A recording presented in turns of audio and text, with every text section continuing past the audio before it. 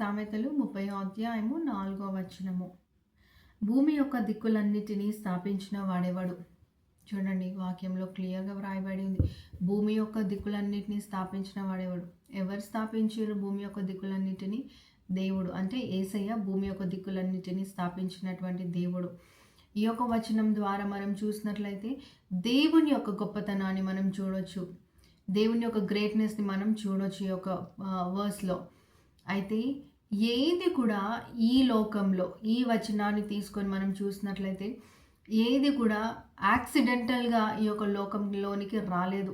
కొంతమంది మనుషులు ఏ విధంగా పుట్టిండ్రు అంటే కోతి నుండి వచ్చిండ్రు అని అంటారు, కానీ ఆ విధంగా కాదు.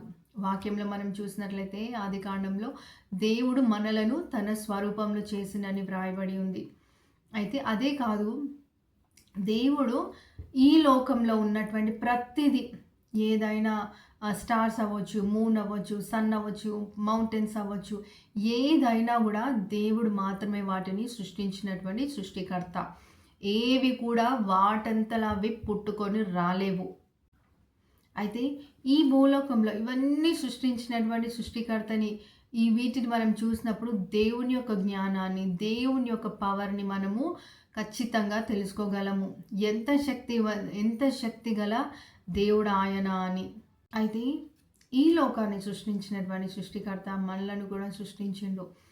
అయితే లోకాన్ని ఏ విధంగా దేవుడు నడిపిస్తున్నాడో ఈరోజు నీ జీవితాన్ని కూడా దేవుడు తప్పకుండా నడిపిస్తాడు. నీ జీవితంలో ఈరోజు ఏదైనా బాధ, దుఃఖం ఉన్నట్లయితే విశ్వాసాన్ని కోల్పోవద్దు, నిరీక్షణను కోల్పోవద్దు. భూమిని time to time, A season రావాలా, ఎప్పుడు రావాలా, ఏ టైం చేంజ్ అవ్వాలి, అన్ని సమయానుకూలంగా జరిగిస్తున్నటువంటి దేవుడు నీ జీవితంలో కూడా ప్రతిదీ సమయానుసారంగా నీకు దయచేయగలడు. నీ ప్రతి పరిస్థితిలో కూడా నువ్వు దేవుణ్ణి ఇంకా నమ్మొచ్చు. జోబ్ అయితే తన జీవితంలో ఎన్నో కోల్పోయిండు, అయినా కానీ దేవుణ్ణి విడిచిపెట్టకుండా దేవుణ్ణి విశ్వాసంతో పట్టుకొని ఉన్నాడు. అప్పుడు దేవుడు అతను కోల్పోయిన దానికంటే రెండంతలు ఆశీర్వాదం అతనికి ఇచ్చిండు.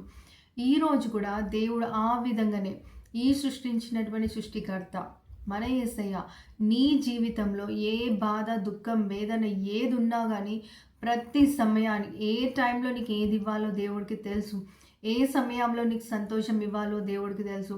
కాబట్టి ఇంకా నువ్వు దేవుని నమ్ముతున్నట్లయితే దేవుడు తప్పకుండా నీ కన్నీటిని తుడిచి, నీ కన్నీటిని నాట్యంగా మారుస్తాడు. నిన్ను అనేకులకి బ్లెస్సింగ్గా దేవుడు చేస్తాడు. కనుక జోబ్లాగా విశ్వాసం కోల్పోకుండా ఈ సృష్టికర్తను ఇంకా నువ్వు విశ్వాసంతో పట్టుకొని జీవిస్తున్నట్లయితే తప్పకుండా దేవుడు నిన్ను గైడ్ చేస్తాడు, నిన్ను ప్రొటెక్ట్ చేస్తాడు, నిన్ను కాపాడుతూనే ఉంటాడు దేవుడు. ఏ శత్రువు కూడా నిన్ను తాకకుండా ఆయన నిన్ను తన యొక్క రెక్కల నీడన భద్రపరుస్తాడు. అందుకని ఒక చిన్న సమస్యను చూసి బెదిరిపోవద్దు, జడియొద్దు. దేవుని యొక్క పవర్ ఏంటో ఈ యొక్క వాక్యంలో ఇప్పుడు క్లియర్గా చూసినాం కదా. భూమి యొక్క పునాదులను భూమి యొక్క దిక్కులన్నిటినీ స్థాపించిందంట. మరి భూమి యొక్క దిక్కులు స్థాపించినటువంటి దేవుడు ఇన్ని ఇయర్స్ నుండి భూమిని ఏ విధంగా స్థాపించి, ఏ విధంగా వాటిని ఉన్న స్థలంలో ఉంచి నడిపిస్తుండో దేవుడు, నీ జీవితాన్ని కూడా దేవుడు తప్పకుండా నడిపించగలడు.